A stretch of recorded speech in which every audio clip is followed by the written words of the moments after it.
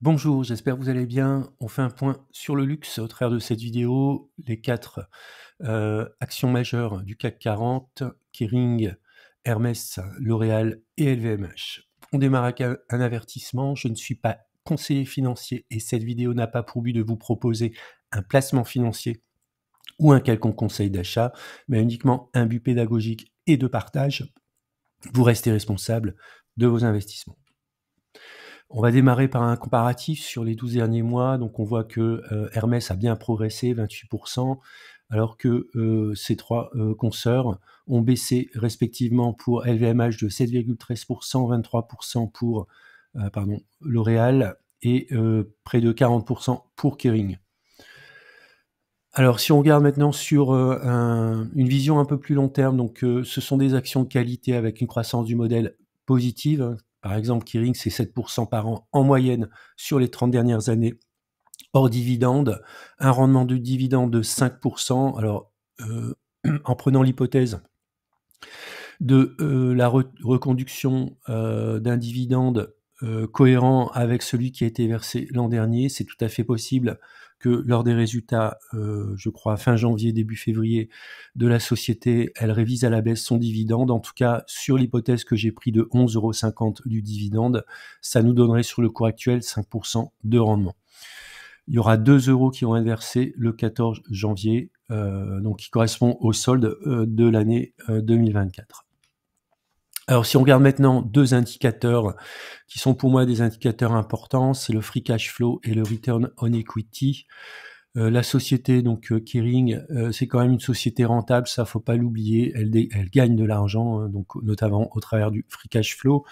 Le free cash flow, c'est bien la trésorerie disponible pour les actionnaires. Donc après, en fonction du payout ratio, elle est capable de maintenir un niveau de dividende ou alors elle souhaite préserver une partie de son free cash flow pour les réinvestir, l'ouverture par exemple de nouvelles boutiques, notamment en Asie.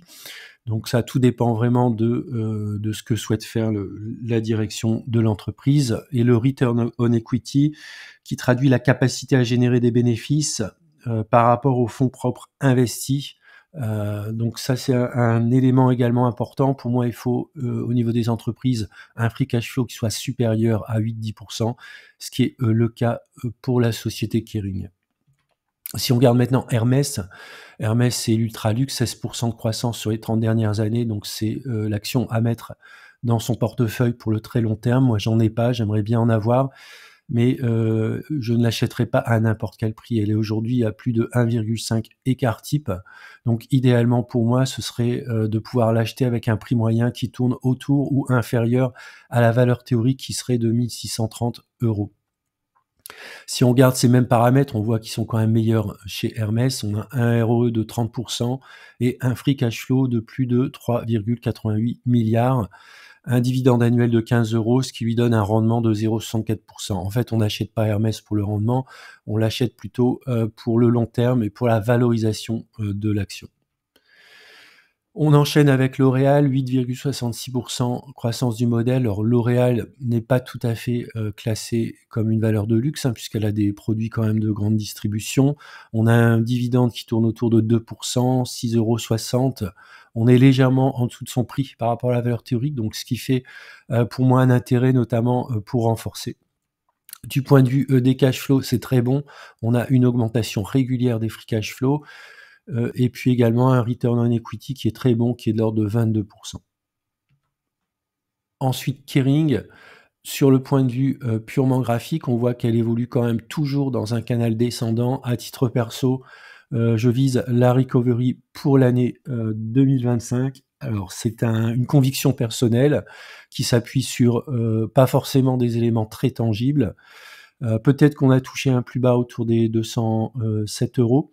Donc en tout cas, un signal qui présenterait des signes de recovery, ce serait la sortie par le haut de ce canal descendant et notamment le franchissement à la hausse des 268,70 €. J'ai renforcé très récemment, ce qui m'a permis de baisser mon PRU qui est passé de 430 à 354, ce qui me paraît tout à fait correct sur le moyen long terme.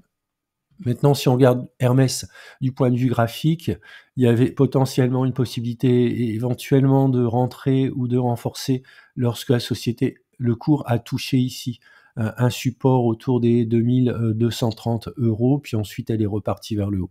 Donc soit elle sort par le haut de ce rectangle, elle va aller chercher des plus hauts historiques, soit éventuellement elle revient sur le support, voire un petit peu plus bas. Moi, un point d'entrée qui pourrait m'intéresser éventuellement, ce sera 2 000 €.